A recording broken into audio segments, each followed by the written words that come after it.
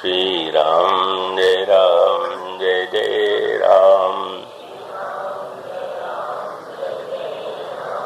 श्री राम जय जय राम।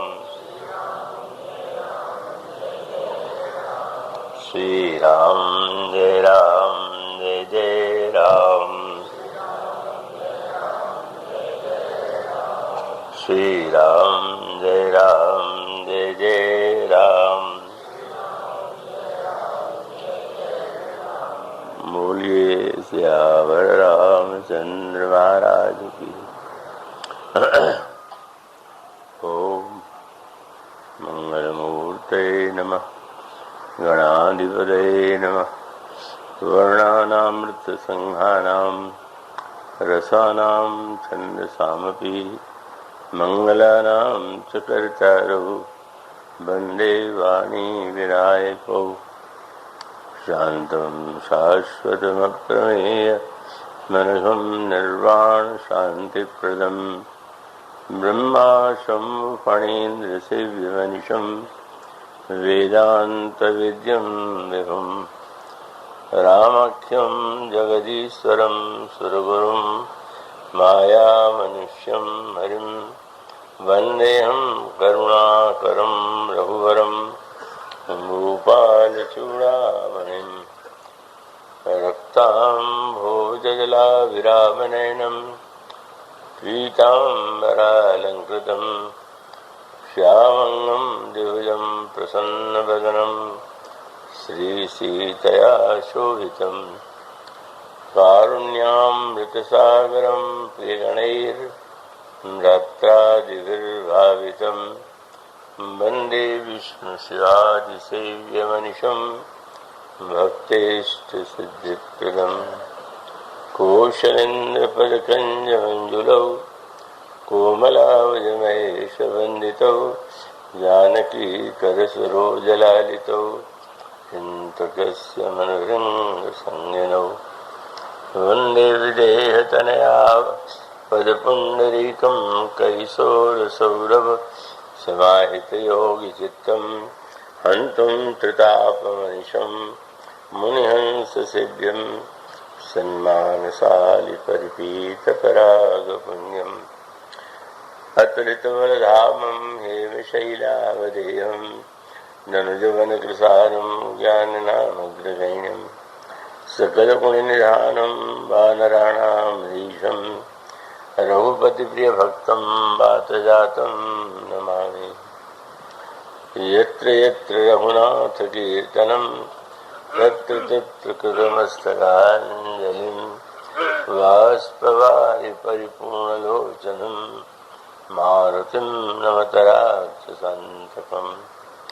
गरुडमहाज्ञानी गुणराशि हरिसेवकयति निकटनिवासी कुन्देन्दुधर गौरसुन्दरं अम्बिकापतिमभीष्टसिद्धिदं कारुणीककलकञ्जलोचनं नौमि शङ्करमनङ्गमोचनं।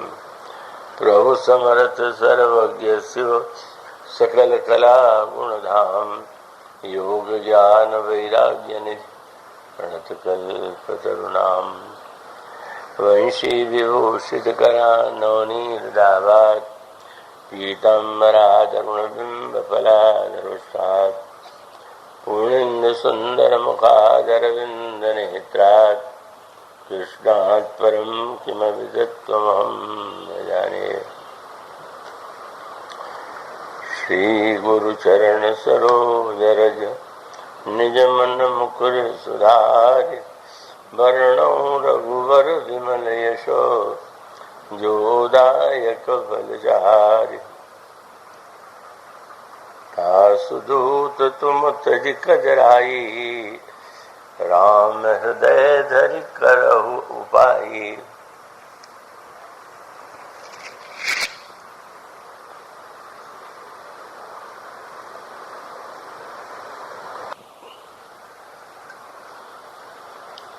भगवत कथा रसिक महानुभावों, भक्तिमती देवियों,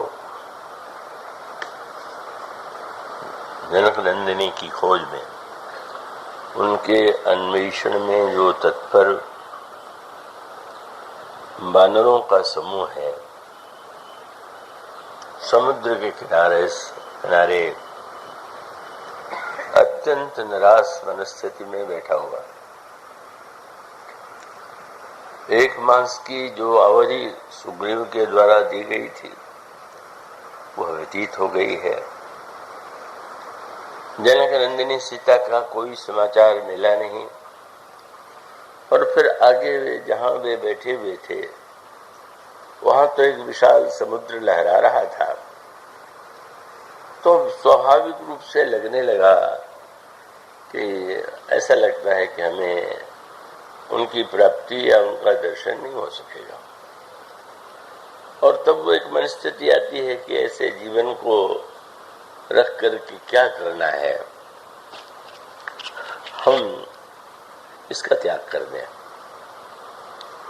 और जब इस समुद्र के किनारे कुश बिछा करके प्राण त्याग के लिए बैठे हुए थे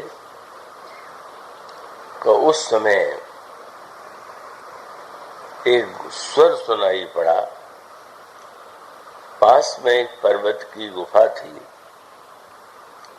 और वहां से एक स्वर बंदरों ने सुना कि क्या बतावें, बहुत दिनों से मुझे भोजन नहीं मिला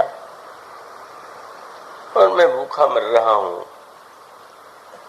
पर लगता है ब्रह्मा को मुझ पर दया आ गई होगी, इसलिए एक दिन में ही इतना भोजन दे दिया कि आगे चिंता करने की आवश्यकता नहीं। अब बंदर तो आतंकित और भयभीत हो गए, और तब अचानक अंगद ने विचार का उपयोग किया और उन्होंने जटायु का स्मरण किया और ये कहा कि अगर जटायु ने अपने शरीर का परित्याग प्रभु के कार्य में किया और उसे सर्वश्रेष्ठ मृत्यु का रूप दिया गया, तो सार्थकता केवल जीवन में ही नहीं, मृत्यु में भी। हमें कैसे जीवित रहना चाहिए, ये भी एक उद्देश्य व्यक्ति के सामने होना चाहिए।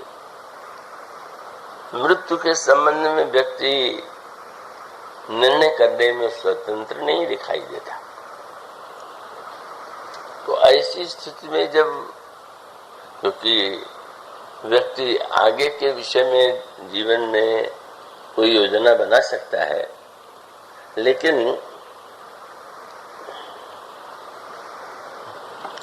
मृत्यु कैसे हो उसके विषय में तो व्यक्ति का कोई अधिकार नहीं। कब हो, कैसे हो,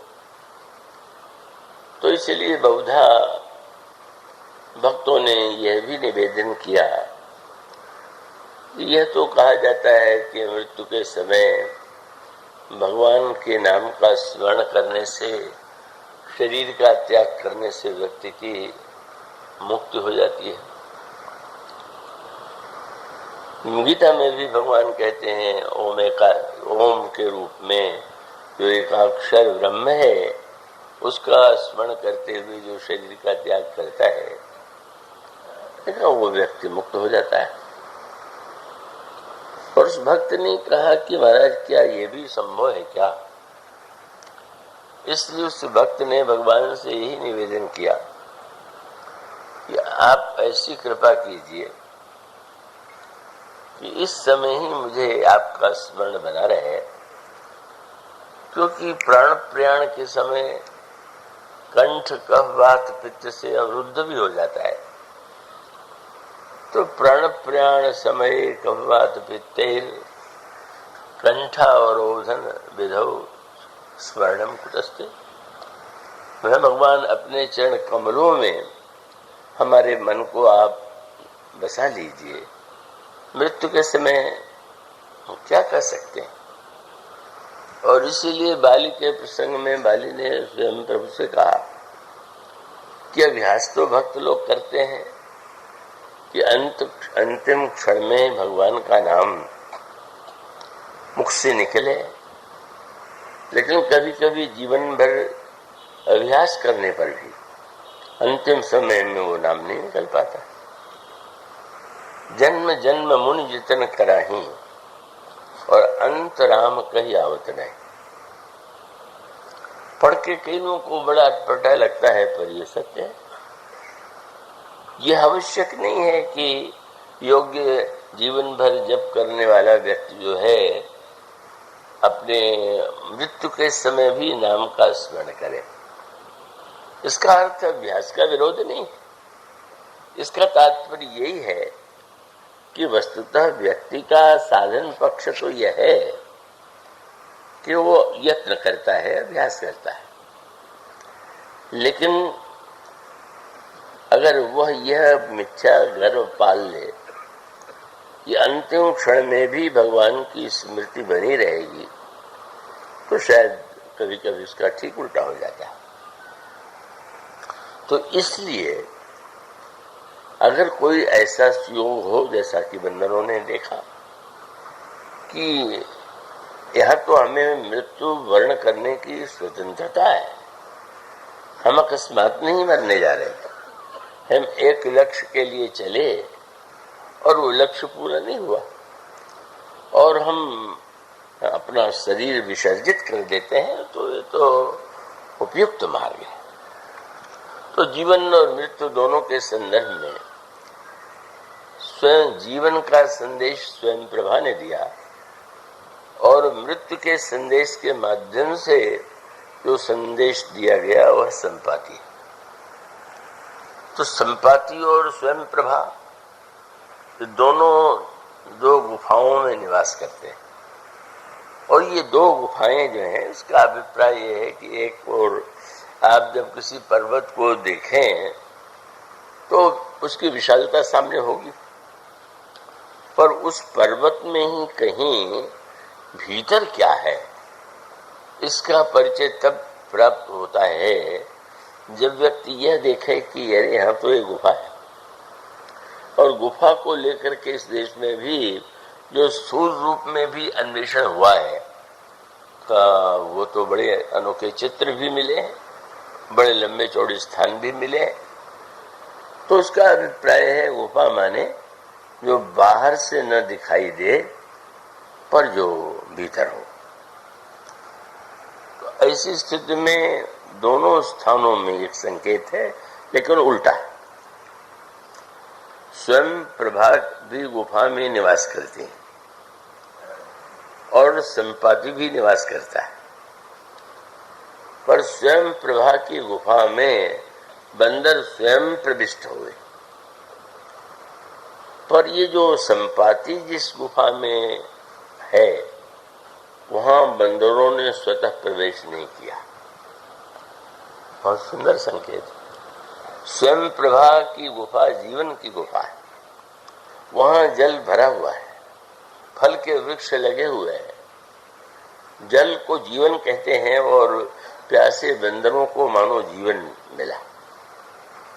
तो वो जीवन की जो गुफा है वो भी बड़ी रहस्यमयी है और वो अंतरंग में है, भीतर है। हर वस्तु को केवल बाहर ढूंढने का ही प्रयास नहीं करना चाहिए। गुफा में प्रविष्ट करने का जिन्होंने साधन पूर्वक अभ्यास कर लिया है वो उसका साक्षात्कार करते हैं।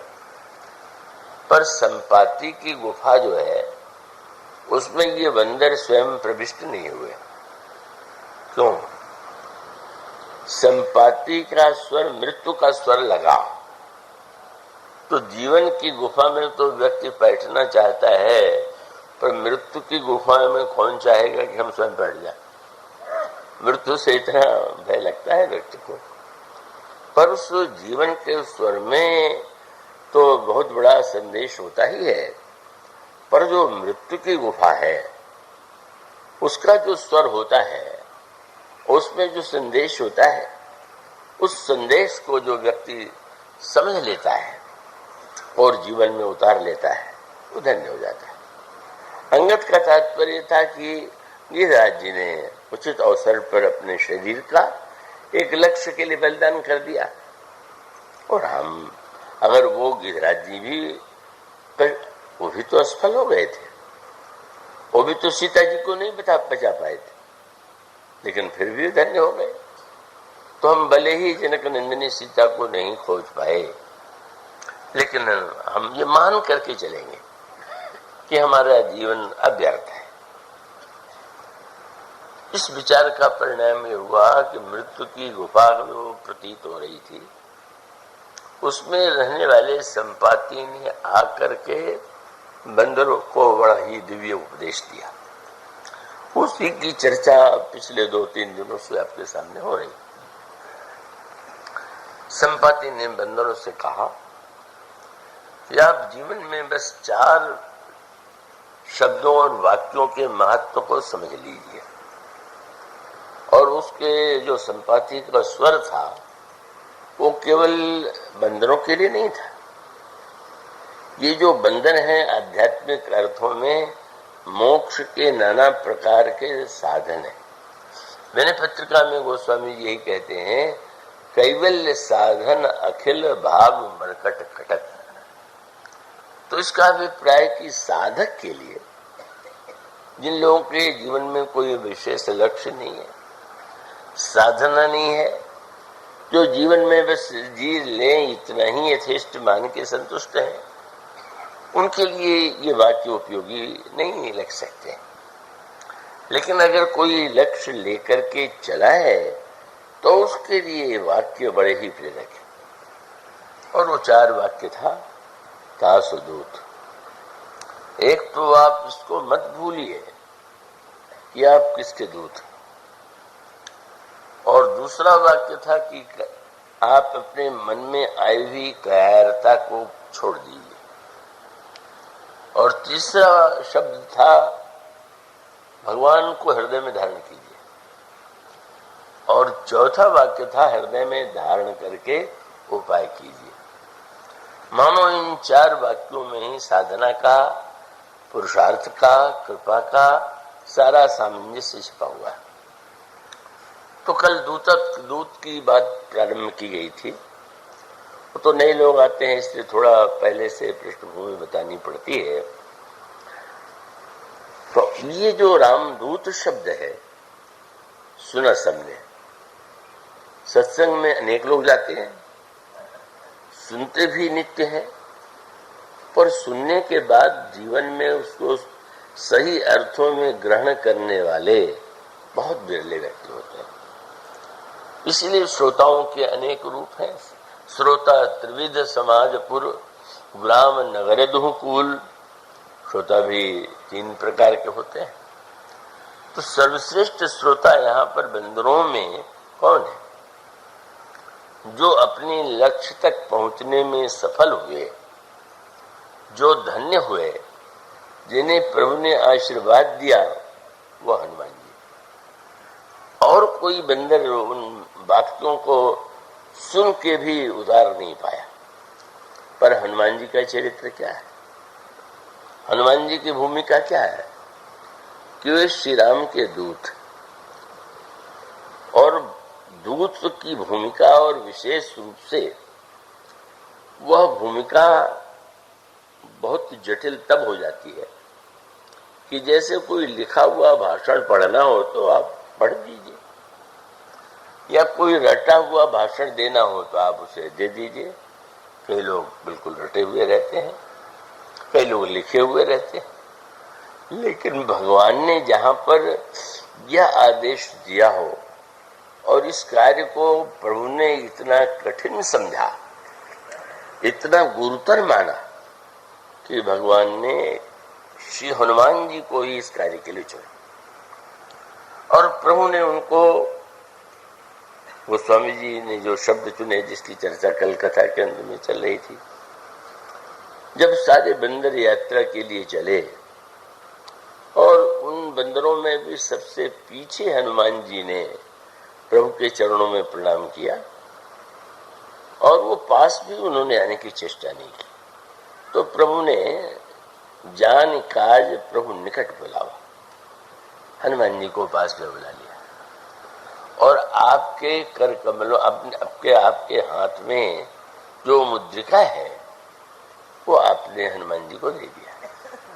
और देने के बाद ये कहा कि तुम मेरे दूत के रूप में जा रहे हो, मेरे बल और मेरे विरह का वर्णन तुम किशोरी जी को सुनाना, और उसके साथ तुम्हें लौटना भी है, शीघ्रता से लौटना है।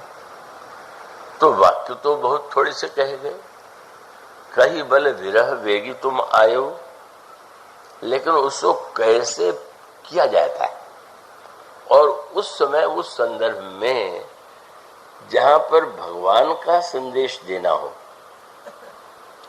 और जिन्हें दिया जा रहा हो वो साक्षात भगवान की परम प्रियतमा प्रेयसी शक्ति, चाहे जो शब्द जोड़ लीजिए, वो इतना कठिनतम कार्य है। और तब इसका बड़ा उल्टा, और उल्टा तात्पर्य यह हुआ, और हनुमान जी ने इसी की ओर प्रभु ने मुद्रिका देकर के संकेत दिया, और ये कह करके कि ये मुद्रिका एक चिन्ह है। अब उस चिन्ह को भगवान ने जिन जिन अर्थों में दिया हो, इसकी व्याख्या तो प्रभु ने नहीं किया। अब उसकी क्या व्याख्या है, ये तो जो उसको हृदयंगम करने वाला है तो वही व्यक्ति समझ सकता है कि मुद्रिका को दे करके प्रभु ने क्या क्या संदेश, क्या सूत्र हनुमान जी को दिया। और अगर उसको भावनात्मक स्तर पर देखें तो इस मुद्रिका का अपना एक इतिहास है। यह मुद्रिका सबसे पहले जनकपुर में दूल्हा राम की भूमिका में सामने आती है। भगवान राम के सौंदर्य का वर्णन करते हुए, दूल्हा राम का वर्णन करते हुए गोस्वामी जी ने उनके कर कमलों में मुद्रिका है ये वर्णन किया, और उस मुद्रिका के लिए उन्होंने एक बड़ा विलक्षण शब्द लिखा। मुझे विश्वास है कि आप पूरे चैतन्य में रहेंगे। अब आज और कल 2 दिन में तो मैं क्या सकूंगा, इस बार तो प्रेमनाथ जी का 11 दिन हो रहा है, अब अन्यत्र तो 7 दिन 9 दिन यहाँ, अरे 9-11 दिन क्या, वो तो ये 11 महीने भी कम। उसको पूरे संदर्भ से जोड़ करके देखिए। और इस मुद्रिका का जब गोस्वामी जी दूल्हा राम के कर कमलों में वर्णन करते हैं तो उन्होंने एक शब्द लिखा क्या, कि श्री राम के हाथ की जो है मुद्रिका जो है वो चित्त को चुराने वाली है।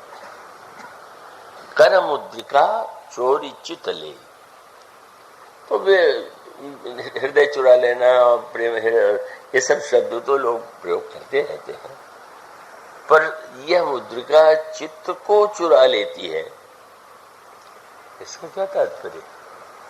और तब इसके लिए आपको अत्यंत गहराई में प्रवेश करना होगा। और मुझे पूरा विश्वास है कि आप लोग बहुत प्रबुद्ध हैं, और यहाँ जो कथा चल रही है मेरे माध्यम से, उसमें आप मनोरंजन के लिए नहीं आए होंगे। इसलिए मैं उस ओर आपका ध्यान आकृष्ट करूंगा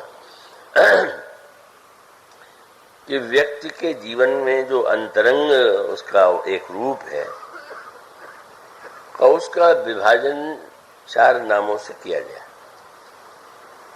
और वो नाम है मन, बुद्धि, अहंकार और चित्त। और वो भूमिका आपको व्यवहार में दिखाई भी देती है। जब संकल्प विकल्प ये क्या ठीक क्यों नहीं, तो ये जो वृत्ति उठती है वहां जहां पर उसी को उस स्थिति का नाम मन दे दिया गया। और उसके बाद जब आप एक निर्णय करना चाहते हैं और निर्णय करते हैं तो जो निर्णायक है उसका नाम बुद्धि है।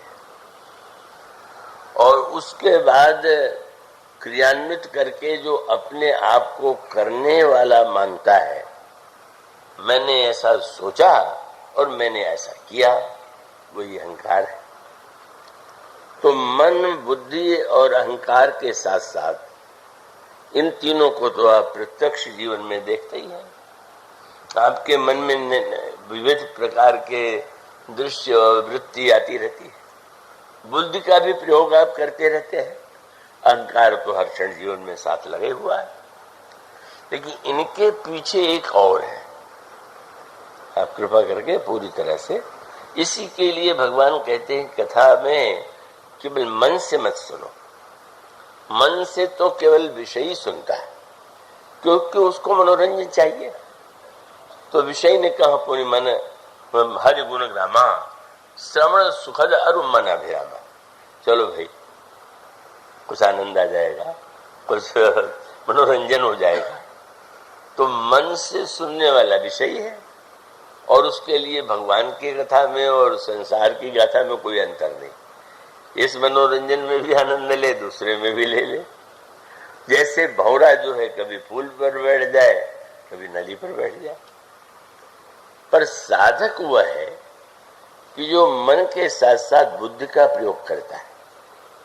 सुनने के बाद वो विधि से विचार करता है कि जो कहा गया इसका तात्पर्य क्या है, और जब बुद्धि से विचार करता है तो वो विषय से साधक की श्रेणी में, विषयी से साधक की श्रेणी में पहुंच गया। तो मन प्रधान विषय और बुद्धि प्रधान साधक पर जो सिद्ध भूमि है, वहां पर प्रधानता है चित्त की। अब ये जो चित्त है, भगवान राम जब लक्ष्मण जी ने कुछ प्रश्न किए और प्रभु ने लक्ष्मण जी से सुनने के लिए कहा, तो यो तो सावधानी से सुनिए, ये वक्ता का कर्तव्य है, तो प्रभु कहा करते हैं और वो ठीक। लेकिन जब लक्ष्मण जी से उन्होंने सुनने के लिए कहा, तो आप क्या पंक्ति पाते हैं? भगवान ने कहा, लक्ष्मण तुमने जो प्रश्न किए हैं उसका उत्तर मैं थोड़े में संक्षेप में दूंगा, पर उसके साथ साथ तुम्हें सुनते समय तीन को कथा से, मेरे प्रवचन से, उपदेश से जोड़ना होगा। क्या? थोड़े ही मह सब कहूं बुझाई, सुनहु तात मन मत चित लाई।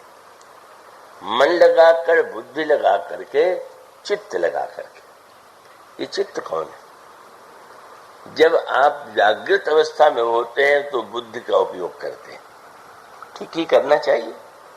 आपके मन में कुछ भी क्यों न हो, पर आप जब व्यवहार करते हैं तो इसका ध्यान रखते हैं कि भाई क्या कहना चाहिए, और क्या कहना चाहिए तो उसमें मन में कोई बात है और हम बुद्धि से कुछ कह रहे हैं। तो अब ऐसी स्थिति में वो तो शिष्टाचार में मन पर बुद्धि का दबाव होता है, और जो उस बुद्धि के दबाव से अपने को दंडयुक्त नहीं रखते, वो पागल हो जाते हैं। पागल में और हम लोगों में अंतर इतने ही है कि हम लोगों के मन में जो होता है उसे छिपा लेते हैं, और पागल छिपा नहीं पाते। पागल के मन में तो जो आवेगा वही बोलेगा। तो अब वो बुद्धि से निरंतर मन को सावधान, ऐसा कहने पर बुरा मान जाएंगे। अब वो हमारे परिचित जैसे प्रेमचंद जी है, रायपुर के बड़े पुराने प्रेमी है, तो बड़ा मनोरंजक संस्मरण सुनाते थे। वो से उनके प्रेम करते थे, जो अध्यापक तुल्य थे, और वो बड़ा सम्मान करते थे।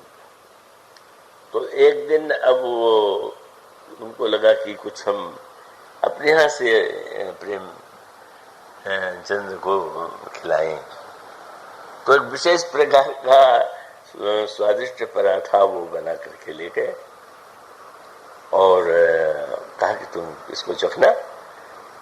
अब वो उन्होंने कहा आपका प्रसाद है। अब उसके बाद संकट कब आया? दूसरे दिन जब उनसे पूछा गया उन्होंने कैसा लगा, कब वाह, वो तो अद्वितीय स्वाद था, ऐसा स्वाद तो कभी आया नहीं था। सत्य था कि उसमें इतना अधिक मिर्चा था कि वो बेचारे एक गिलास भी नहीं खा पाए थे। लेकिन अब ये कहें क्या कि आप क्या बेकार की चीज लाए थे, मैं तो खा ही नहीं सका। और तब मैंने मेरे पहले गुरुजी हैं, अब वो कह रहे हैं तो पर संकट में तब पड़ गए कि जब फिर से बनवा के लाए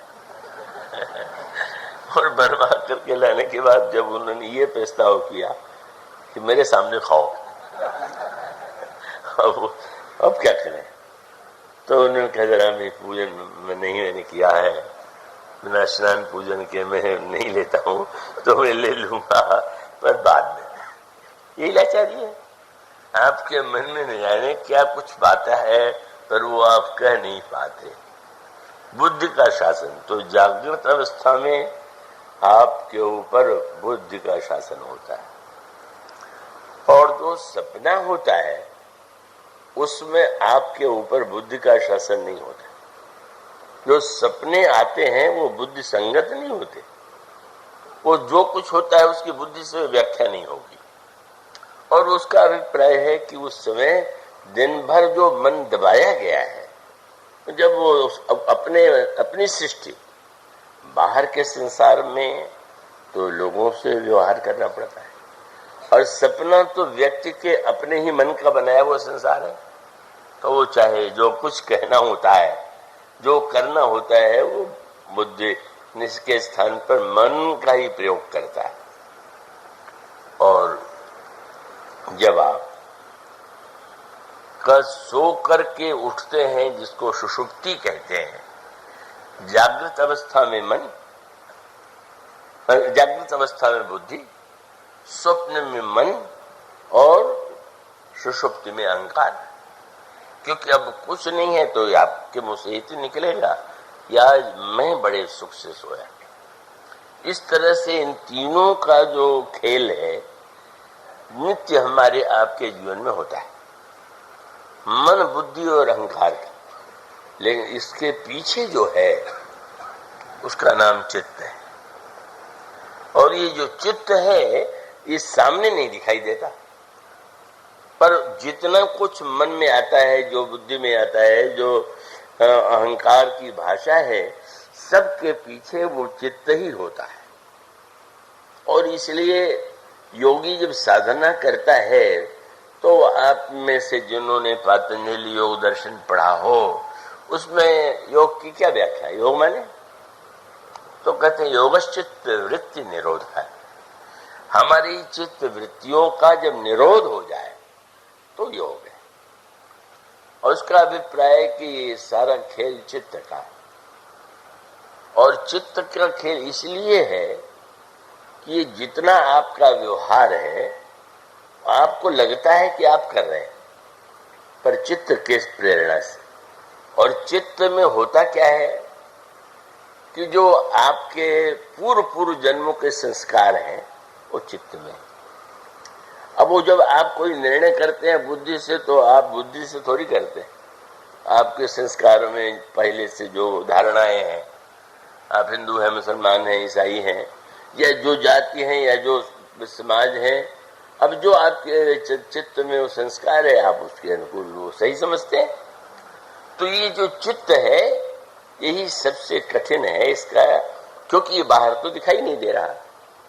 मन, बुद्धि, अहंकार तो दिखाई दे रहे हैं और चित्त दिखाई नहीं दे रहा है, और सारे संस्कार उसी में छिपे हुए हैं। तो अब उसको कैसे उस पर विजय पाया जाए, उसके अनेक उपाय। योगियों ने कहा कि क्रमशः ध्यान, धारणा, प्रत्याहार, समाधि, जब इनके द्वारा साधक आगे बढ़ता है तो चित्त वृत्तियों का निरोध हो जाता है। अभी यह चित्त वृत्तियों के निरोध के अनेक मार्ग हैं, पर भक्तों ने बहुत मीठा मार्ग खोज लिया। क्या? दूल्हा के रूप में श्री राम को देखना, और दूल्हा के हाथ में जो मुदरी है उसको देखना। तो उस मुदरी का उपयोग क्या है? गोस्वामी जी बहुत सुंदर बात, बहुत सूक्ष्म कहते हैं कि आप जब दूल्हा राम को देखें तो आपके मन को एक आनंद की अनुभूति होती है। दूल्हा वैसे भी आकर्षक लगता है, और जब श्री राम ही दूल्हा बन जाए तो क्या कहना है, अद्भुत दूल्हा। और बस गोस्वामी जी वर्णन करते हुए तृप्त नहीं होते। तो भगवान के द्वारा फिर अब वे घोड़े पर बैठे हुए घोड़े पर बैठे हुए भगवान राम घोड़े को नचा रहे हैं और घोड़ा अत्यंत चंचल है। तो घोड़ा अगर शांत हो जाए तो घोड़ा क्या रह गया, वो तो गधा हो गया। गधा थोड़ा शांत रहता है। तो घोड़े की प्रशंसा तो यही है कि वो घोड़ा चंचल हो, पर घोड़े की समस्या ये है कि चंचल घोड़ा अगर आप उसको ठीक लगाम पकड़ करके अपने बस में रखें तब तो आप जहां जाना चाहें और जल्दी पहुंच जाएंगे।